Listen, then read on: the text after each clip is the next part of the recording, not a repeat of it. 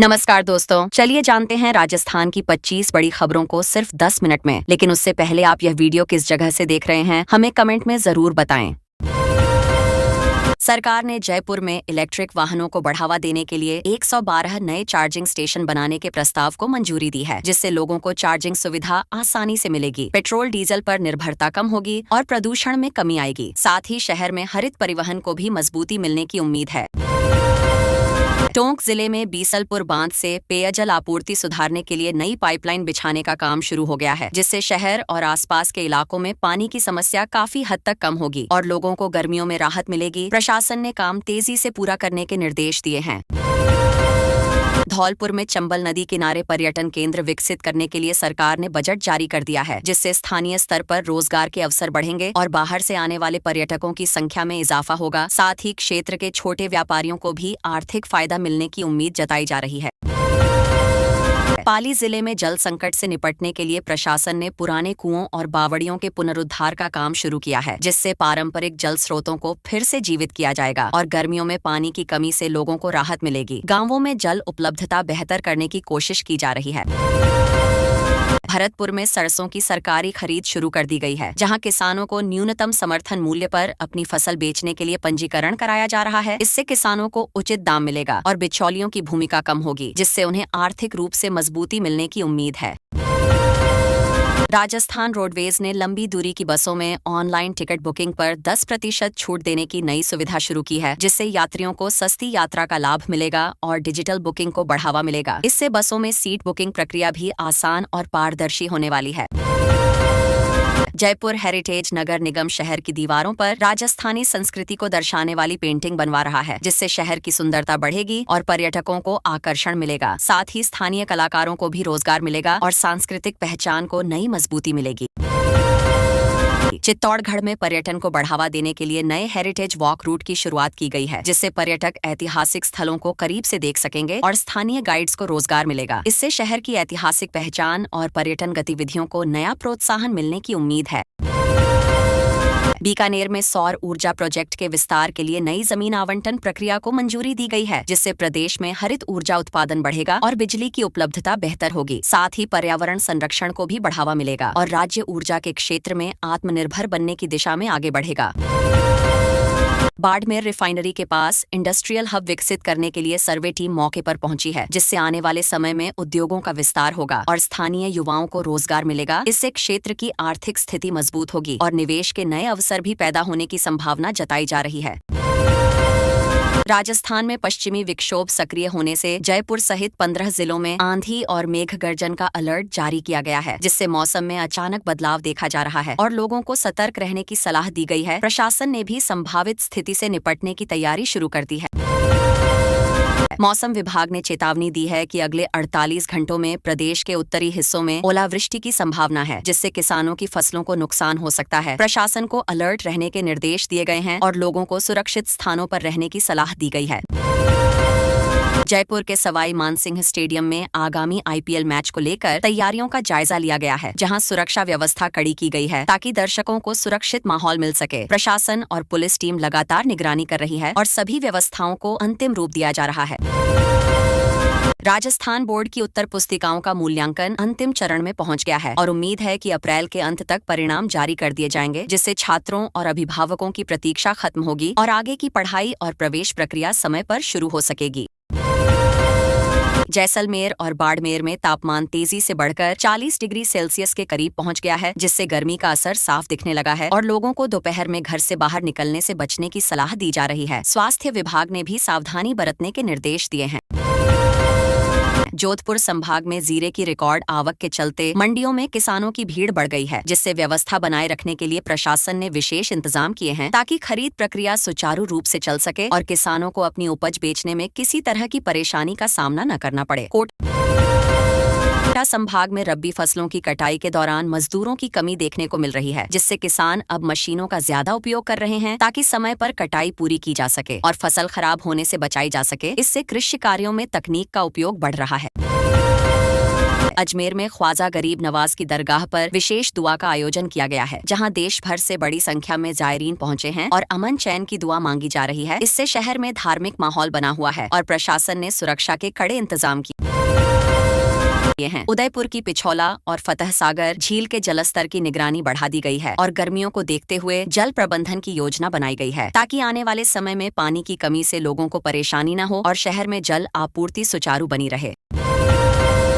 अलवर के भिवाड़ी औद्योगिक क्षेत्र में प्रदूषण को कम करने के लिए नो व्हीकल जोन की शुरुआत की गई है, जिससे वायु गुणवत्ता में सुधार की उम्मीद है और लोगों को स्वच्छ वातावरण मिलेगा। प्रशासन ने इस पहल को सख्ती से लागू करने के निर्देश दिए हैं।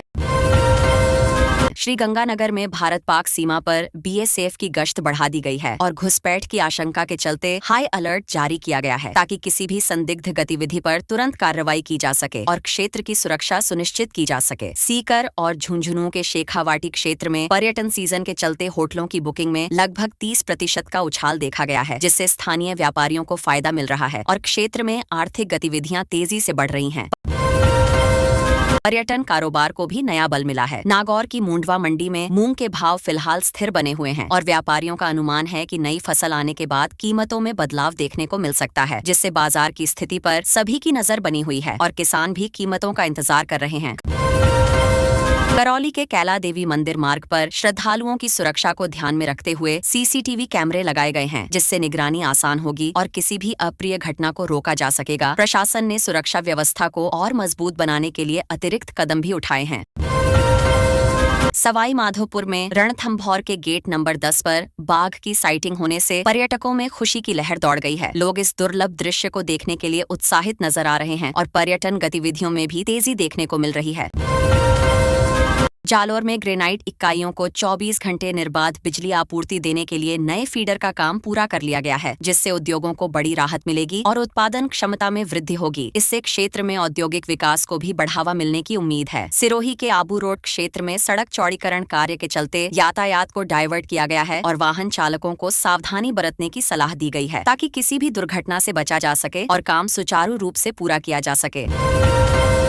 हनुमानगढ़ में सिंचाई पानी की बारी को लेकर जल संसाधन विभाग की महत्वपूर्ण बैठक आयोजित की गई है, जिसमें किसानों को पानी की उचित उपलब्धता सुनिश्चित करने और विवादों को सुलझाने पर चर्चा की जा रही है, जिससे कृषि कार्यों में बाधा न आए। राजस्थान तकनीकी विश्वविद्यालय ने सेमेस्टर परीक्षाओं का नया टाइम टेबल जारी कर दिया है, जिससे छात्रों को अपनी पढ़ाई की योजना बनाने में आसानी होगी और परीक्षा की तैयारी समय पर की जा सकेगी। विश्वविद्यालय ने सभी छात्रों को आधिकारिक वेबसाइट पर जानकारी देखने की सलाह दी है। राजस्थान के सरकारी कॉलेजों में स्नातक प्रथम वर्ष के प्रवेश के लिए नई गाइडलाइन जारी होने की संभावना है, जिससे छात्रों को आवेदन प्रक्रिया और जरूरी दस्तावेजों की स्पष्ट जानकारी मिल सकेगी। इससे प्रवेश प्रक्रिया पारदर्शी और सुचारू तरीके से पूरी होने में मदद मिलेगी। आज से राजस्थान में नई आबकारी नीति लागू हो गई है, जिसके बाद शराब और बियर की कीमतों में बढ़ोतरी देखने को मिल रही है। अब आम लोगों को हर बोतल पर थोड़ा ज्यादा खर्च करना पड़ेगा। सरकार का कहना है कि इससे राजस्व बढ़ेगा और नियंत्रण भी बेहतर होगा। आज से राजस्थान के कर्मचारियों के लिए नए टैक्स नियम लागू हो गए हैं। टैक्स ईयर सिस्टम के जरिए अब टैक्स भरने की प्रक्रिया को आसान बनाने की कोशिश की गई है। सरकार का मानना है कि इससे लोगों को रिटर्न फाइल करने में कम परेशानी होगी। राजस्थान रोडवेज बसों में क्यूआर कोड से पेमेंट की सुविधा और बढ़ा दी गई है। अब ज्यादा रूटों पर यात्री मोबाइल से टिकट का भुगतान कर सकेंगे। इससे कैश रखने की जरूरत कम होगी और सफर भी थोड़ा आसान और डिजिटल हो जाएगा। मुख्यमंत्री आयुष्मान जीवन रक्षा योजना के तहत घायलों को अस्पताल पहुंचाने वालों को मिलने वाली मदद के नए क्लेम शुरू हो गए हैं। अब लोग आसानी से ऑनलाइन आवेदन कर सकेंगे और उन्हें समय पर प्रोत्साहन राशि मिल पाएगी।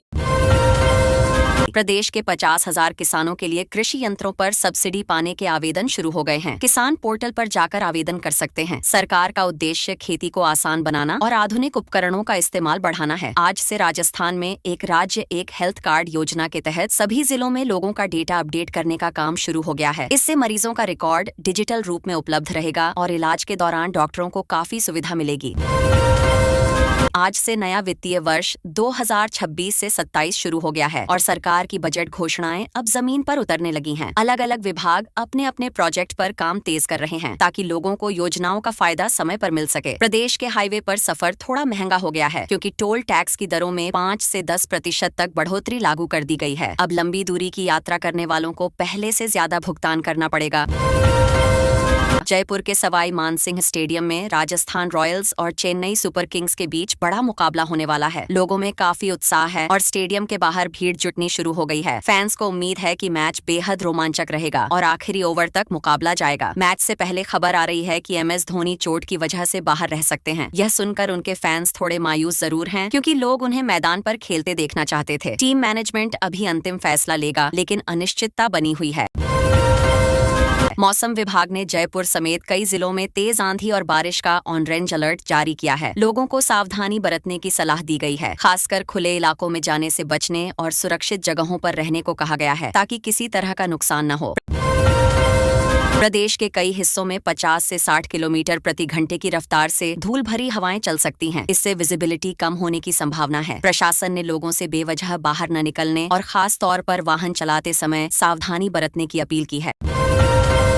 सोम प्रदोष व्रत के मौके पर प्रदेश के मंदिरों में सुबह से ही भक्तों की भीड़ देखने को मिल रही है। लोग भगवान शिव की पूजा अर्चना कर रहे हैं और परिवार की सुख समृद्धि की कामना कर रहे हैं। माहौल पूरी तरह भक्ति और श्रद्धा से भरा हुआ है। उदयपुर में झीलों के बीच क्रूज सफारी के नए रूट का ट्रायल शुरू किया गया है। पर्यटकों में इसे लेकर खासा उत्साह है। प्रशासन का मानना है कि इससे पर्यटन को बढ़ावा मिलेगा और शहर की खूबसूरती को एक नए तरीके से लोग अनुभव कर पाएंगे। अजमेर और कोटा में स्मार्ट सिटी प्रोजेक्ट के तहत बन रहे फ्लाईओवर का निरीक्षण किया जाएगा। अधिकारी काम की प्रगति को परखेंगे और जहां कमी होगी उसे सुधारने के निर्देश देंगे। इससे शहर में ट्रैफिक व्यवस्था बेहतर होने की उम्मीद जताई जा रही है। मुख्यमंत्री आयुष्मान योजना के तहत सभी जिला अस्पतालों में विशेष स्वास्थ्य शिविर लगाए जा रहे हैं। इन शिविरों में लोगों को मुफ्त जांच और इलाज की सुविधा दी जाएगी। सरकार का उद्देश्य है कि ज्यादा से ज्यादा जरूरतमंद लोग इसका लाभ उठा सकें। शिक्षा विभाग में शिक्षकों के तबादलों को लेकर एक अहम बैठक होने वाली है। इसमें नई सूची पर चर्चा होगी और कई फैसले लिए जा सकते हैं। शिक्षक वर्ग इस बैठक पर नजर बनाए हुए है, क्योंकि इससे उनकी पोस्टिंग पर असर पड़ेगा। जोधपुर एम्स में नई रोबोटिक सर्जरी यूनिट के उद्घाटन की संभावना है। इससे जटिल ऑपरेशन आसान और अधिक सटीक हो सकेंगे। मरीजों को बेहतर इलाज मिलेगा और डॉक्टरों को भी आधुनिक तकनीक का फायदा उठाने का मौका मिलेगा। पुलिस भर्ती की शारीरिक दक्षता परीक्षा की तारीखों को लेकर स्पष्टीकरण आ सकता है। अभ्यर्थी लंबे समय से इसका इंतजार कर रहे हैं। विभाग जल्द ही स्थिति साफ करेगा, ताकि उम्मीदवार अपनी तैयारी उसी अनुसार कर सकें। प्रदेश भर में शुद्ध के लिए युद्ध अभियान के तहत खाद्य पदार्थों की जांच की जा रही है। मिलावटखोरों के खिलाफ सख्त कार्रवाई की जा रही है। प्रशासन का मकसद है कि लोगों को शुद्ध और सुरक्षित खाद्य सामग्री मिल सके। उदयपुर में प्रस्तावित लाइट मेट्रो प्रोजेक्ट को लेकर सचिवालय में चर्चा होगी। इस प्रोजेक्ट से शहर के ट्रैफिक को राहत मिलने की उम्मीद है। अधिकारी इसकी DPR पर विचार करेंगे और आगे की योजना तय करेंगे। ग्रामीण इलाकों में लंपी वायरस के खिलाफ टीकाकरण अभियान का दूसरा चरण शुरू किया गया है। पशुपालकों को राहत देने के लिए सरकार पूरी कोशिश कर रही है। इससे पशुओं की सेहत में सुधार आने की उम्मीद जताई जा रही है। भीलवाड़ा के टेक्सटाइल उद्योग को बढ़ावा देने के लिए नई एक्सपोर्ट पॉलिसी पर बैठक हो रही है। उद्यमी और अधिकारी मिलकर निर्यात बढ़ाने के उपायों पर चर्चा कर रहे हैं। इससे उद्योग को नई दिशा मिलने की उम्मीद है। सांभर झील में प्रवासी पक्षियों की सुरक्षा के लिए ड्रोन निगरानी शुरू की गई है। इससे अवैध शिकार और गतिविधियों पर नजर रखी जाएगी। पर्यावरण संरक्षण की दिशा में इसे एक अहम कदम माना जा रहा है। जयपुर के कुछ इलाकों में बिजली कटौती की घोषणा की गई है। मेंटेनेंस के चलते मानसरोवर और झोटवाड़ा में 3 घंटे बिजली नहीं रहेगी। लोगों को पहले से सूचित कर दिया गया है, ताकि वे अपनी तैयारी कर सकें। युवाओं के लिए रोजगार के अवसरों पर एक राज्य स्तरीय ऑनलाइन वेबिनार आयोजित किया जा रहा है। इसमें विशेषज्ञ मार्गदर्शन देंगे और नई संभावनाओं पर चर्चा करेंगे। युवा वर्ग इससे काफी उम्मीद लगाए बैठा है। आंगनवाड़ी केंद्रों पर पोषण पखवाड़ा के तहत विशेष कार्यक्रम आयोजित किए जा रहे हैं। बच्चों और महिलाओं को पोषण के प्रति जागरूक किया जा रहा है। सरकार का उद्देश्य है कि कुपोषण को जड़ से खत्म किया जा सके। भारत के पास पर्याप्त तेल भंडार वाली बात पर सरकार आज सख्त नजर आई है। अफवाह फैलाने वालों पर कार्रवाई की चेतावनी दी गई है। तभी लोग बेवजह घबराएं नहीं। अधिकारियों ने साफ कहा कि देश में ईंधन की कोई कमी नहीं है। सप्लाई पूरी तरह सामान्य तरीके से जारी है। पेट्रोल और डीजल के दाम को लेकर भी आज हलचल रही, जहां कुछ जगहों पर कीमत बढ़ने की खबर सामने आई। नायरा एनर्जी ने अपने स्तर पर रेट बढ़ाने की घोषणा की है, जिससे आम लोगों की चिंता बढ़ गई है। हालांकि सरकार की तरफ से अभी कोई बड़ा बदलाव घोषित नहीं किया गया है। राजस्थान सरकार आज रूरल टूरिज्म को बढ़ावा देने के लिए नई सब्सिडी योजना लाने की तैयारी में है। इस योजना के जरिए गांवों में रोजगार बढ़ेगा और पर्यटकों को स्थानीय संस्कृति से जुड़ने का मौका मिलेगा। अधिकारियों का मानना है कि इससे ग्रामीण अर्थव्यवस्था को मजबूत सहारा मिलेगा।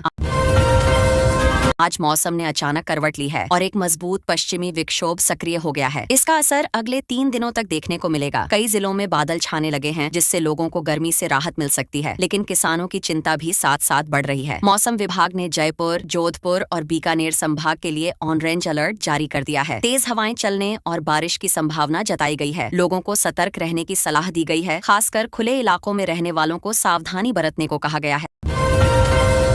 रबी फसलों की कटाई के बीच मौसम का यह बदलाव किसानों के लिए परेशानी बन सकता है। गेहूं और सरसों की फसल तैयार खड़ी है। ऐसे में बारिश या ओलावृष्टि होने से भारी नुकसान होने का डर सता रहा है और किसान लगातार मौसम पर नजर बनाए हुए हैं।